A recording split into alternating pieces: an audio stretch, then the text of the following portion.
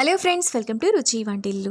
ఈరోజు మనం ఆలూ రైస్ చాలా టేస్టీగా 10 నిమిషాల్లో ఎలా తయారు చేసుకోవాలో చూద్దాము. ఈ రైస్ని మనం అప్పటికప్పుడు చాలా సింపుల్గా చేసేసుకోవచ్చు. లంచ్ బాక్స్లోకి పెట్టడానికి, అప్పటికప్పుడు తినడానికి చాలా టేస్టీగా ఉంటుంది. చాలా ఈజీగా చేసేసుకోవచ్చు. సో లేట్ చేయకుండా వీడియోలోకి వెళ్ళిపోదాం.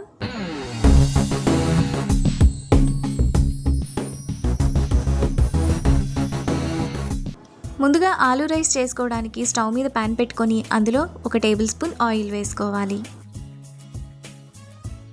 ఆయిల్ వేడైన తర్వాత ఒక మీడియం సైజ్ బంగాళదుంపను పైన చెక్కు తీసుకొని ఇలా చిన్న చిన్న ముక్కలుగా కట్ చేసుకొని వేసుకోవాలి.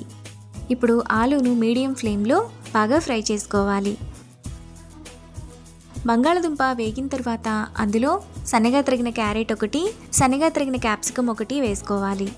ఇప్పుడు 2 టేబుల్ స్పూన్ల పచ్చి బఠానీ, 2 పచ్చిమిరపకాయలు, 1 రెమ్మ కరివేపాకు వేసుకొని 1 నిమిషం పాటు మీడియం ఫ్లేమ్లో ఫ్రై చేసుకోవాలి. క్యారెట్ క్యాప్సికమ్ కూడా కొద్దిగా వేగిన తర్వాత అందులో టేస్ట్కి తగినంత ఉప్పు, 1/2 టీ స్పూన్ కారం, 1/2 టీ స్పూన్ మిరియాల పొడి వేసుకొని మసాలా అంతా కూరగాయ ముక్కలకు పట్టేలా బాగా కలుపుకోవాలి.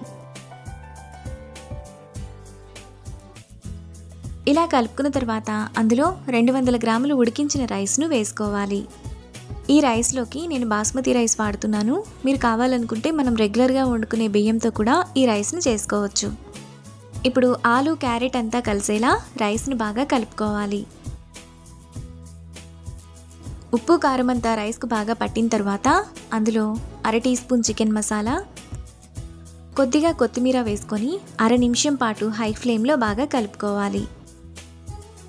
ఈ రైస్ను పిల్లలకు లంచ్ బాక్స్లోకి పెట్టడానికి చాలా బాగుంటుంది.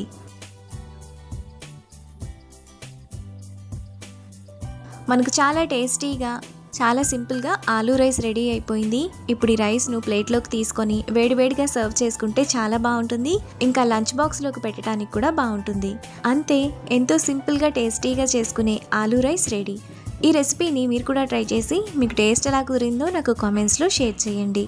ఈ వీడియో కనుక మీకు నచ్చినట్లయితే లైక్ చేసి, షేర్ చేసి, సబ్స్క్రైబ్ చేయండి.